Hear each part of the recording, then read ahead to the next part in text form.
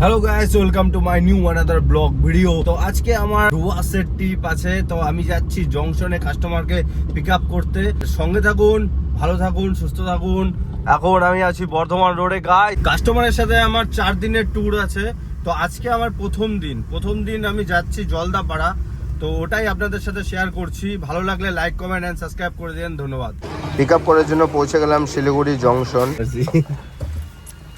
Guys, তো আমি চলে আসছি গাজল ডোবার। আর আজকে তিস্তা নদীর ভিউটা খুবই সুন্দর লাগছে দেখেন। আর সাথে আছে তিস্তা রিভার। আর তিস্তা নদীতে বেসিক্যালি এরকম জল থাকে না, আর জল দেখতে গেলে এই বর্ষাকালেই আসতে হবে এখানে। কাস্টমার ছবি তুলছে, বেশি রোদ্রু নেই, মেঘলা মেঘলা আকাশ। আর আমি হালকা জ্যাকেটও পরে আছি, ঠান্ডাও আছে। আজকের ডেট হচ্ছে 30শে এপ্রিল।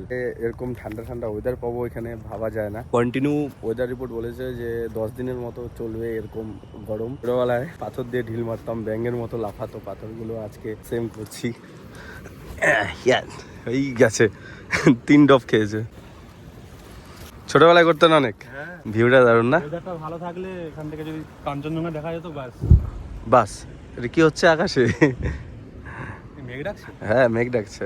এখন কন্টিনিউ বৃষ্টি চলবে তো 10 দিন ধরে। যাই হোক, রাতে যদি বৃষ্টি হয় কোনো ব্যাপার না, দিনে যেন এরকমই ওয়েদার থাকে। হ্যাঁ, আমি তো চাই বৃষ্টি হয়েছে, যেন আমি অনেকদিন ধরে এক্সপেক্ট করছিলাম যে যেন জঙ্গলে যখন যাবো যেন বৃষ্টি হয়। হ্যাঁ, বৃষ্টি ওয়েদারে জঙ্গল খুব সুন্দর লাগে দেখতে। যদি ব্যারেজের সবকটা গেট খুলে দেয়, বাংলাদেশের যে কি অবস্থা হবে জানি না। আর গত বছর এখানে অত জল হয়েছিল যে ব্যারেজের উপর দিয়ে চলে যাচ্ছিল জল। আর 2টা গেটও ভেঙে গেছিল, আর হাতিও ভেসে ভেসে ভেসে কোনো ফেসেছিল। জল এখন যাচ্ছে, জল এ দেখতো একদম সোজা চলে যাবে জলপাইগুড়ি হয়ে বাংলাদেশ। জলের আওয়াজ শুনতে পাচ্ছ গাইস? জলের আওয়াজ, কি আওয়াজ! একদম এই বর্ষাকাল আসলে পুরো ঘোলা হয়ে যায়, কিন্তু ঠান্ডার সময় একদম নীল হয়ে থাকে। আর ওই সাইডটা নৌকা চলে। বন্ধুরা, নর্থ বেঙ্গলে এটাই একটা সৌন্দর্য যে চারিদিকে পাহাড় আর নদী খুব স্পিডে বয়ে চলছে। এটাই একটা সৌন্দর্য, যার জন্য খুব টুরিস্ট আসে এখানে দেখতে। আর আমি হচ্ছে ট্যাক্সি ড্রাইভার বাবাই, আমি সবাইকে ঘোরাতে খুব পছন্দ করি, ব্লগ করে আর পুরো ভিডিওটা আপনাদের সামনে তুলে ধরি। তো দেখতে পাচ্ছ আমি এখন গাজলডোবার ব্যারেজে দাঁড়িয়ে আছি। খুব সুন্দর একটা জায়গা।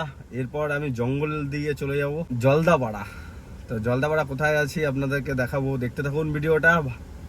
বন্ধুরা, তো এই যে মূর্তি রিভার, আর এই ব্রিজটা প্রায় অনেক বছর ধরে বন্ধ ছিল। তো কাজ প্রায় সম্পূর্ণ হয়ে যাচ্ছে, আর কয়েক মাস পরেই ব্রিজটা ওপেনিং হবে। আর খুব সুন্দর লাগছে, আর দারুণ বানিয়েছে কিন্তু ব্রিজটাকে, খুব সুন্দর বানিয়েছে। এদিকে পাহাড়, পাহাড় থেকে নদী বয়ে আসছে। মূর্তি রিভার সবাই প্রায় চেনে নি এই রিভারটা থেকে।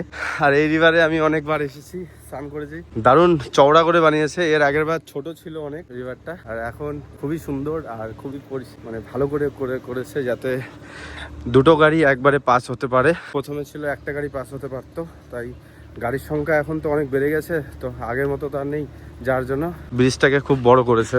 কাকা, আরো কতদিন লাগবে এটা হতে? 3 মাস। 3 মাস? 3 মাস পরে রেডি? গাইস, তো আমি পৌঁছে গেলাম জলদাপাড়া টুরিস্ট লজের কটেজগুলো দেখুন, একদম জঙ্গলের ঠিক পাশেই। পিছন দিয়ে ব্যালকনি আছে, যেখান থেকে যদি হাতি বেরোয় তাহলে দেখা যাবে চারিদিকটা। খুবই সুন্দর। সময় বাজে প্রায় 3:30।